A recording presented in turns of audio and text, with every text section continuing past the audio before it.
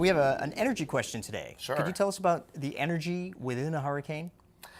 The energy in the hurricane comes from the ocean, of all the places, who would think? But the really warm water in the ocean, that causes the water to evaporate. And when these molecules leave the surface of the water, they take some heat energy with them. And as that heat energy gets up into the hurricane, those water vapor molecules condense and they release their heat into the atmosphere. And that's how the hurricane gets its power. That warm air we see in the center of the storm, the eye, that comes from the ocean, basically. Is there a name for that heat? That's called latent heat, because latent means it's kind of hidden.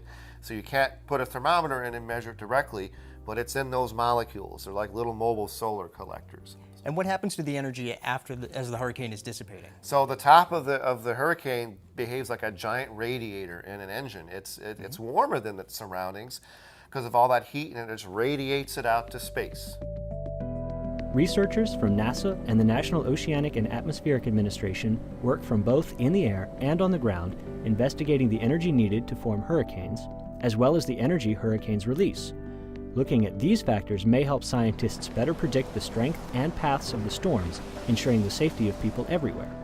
While NASA and NOAA work all around the globe studying hurricanes, here's a classroom activity that lets us look at real hurricanes and make some observations of our own.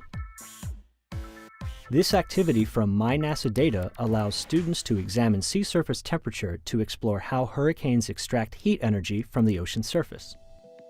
In this exercise, we have access to data and images that researchers and satellites have gathered on Hurricane Rita, a Category 5 hurricane that tore through the Gulf of Mexico in September 2005.